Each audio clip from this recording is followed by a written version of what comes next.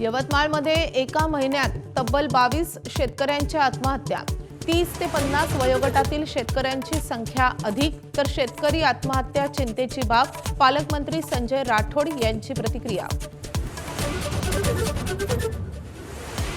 मराठवाड्यातील नुकसानग्रस्त शेतकऱ्यांचे ई-केवायसी न केल्यामुळे 131 कोटी 53 लाख रुपये पडून विभागीय आयुक्तांचे ई-केवायसी करण्याचे आवाहन।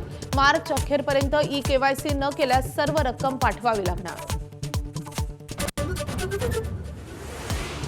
चंद्रपूरमध्ये काँग्रेसच्या दोन्ही गटांमध्ये समेटानंतरही तिढा कायम। ठाकरेंची शिवसेना ही महापौर पदासाठी उमेदवार देणार असल्यामुळे काँग्रेसची डोकेदुखी वाढली, तर महापौर आमचाच भाजपचा निर्धार। अजित पवारांच्या निधनानंतर सुनील तटकरेंचं गलिच्छ राजकारण।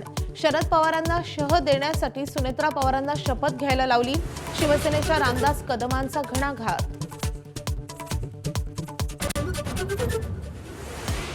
अभिभाषणावर चर्चेला खीळ घालून काँग्रेसनं राष्ट्रपतींचाच नाही तर आदिवासी समाजाचा अपमान केला।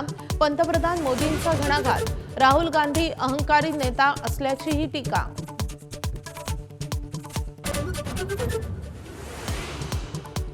भारताच्या वाईन निर्यातीमध्ये 80% वाढ, तर देशभरातील वाईन निर्यातीत महाराष्ट्राचा 90% वाटा। लोकसभेत केंद्रीय वाणिज्य मंत्रालयाची माहिती। रिझर्व्ह बँक आज पतधोरण जाहीर करणार। रेपो रेट 5.25% कायम राहण्याचा अर्थतज्ज्ञांचा अंदाज।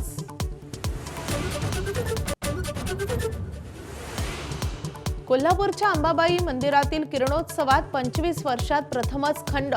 मावळतीची सूर्यकिरणं देवीच्या चरणापर्यंत पोहोचली नाहीत। हवामान बदल आणि प्रदूषणाचा फटका बसल्याचं अभ्यासकांचं मत।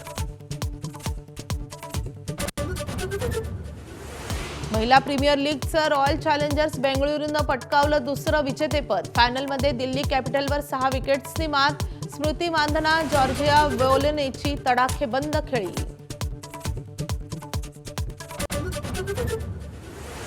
एकोणीस वर्षांखालील वर्ल्ड कपमध्ये आज फायनलचा थरार। हरारेच्या मैदानावर भारत आणि इंग्लंड भिडणार। टीम इंडिया 6व्यांदा चॅम्पियन होणार का, याकडे लक्ष। एबीपी माझा, उघडा डोळे बघा नीट।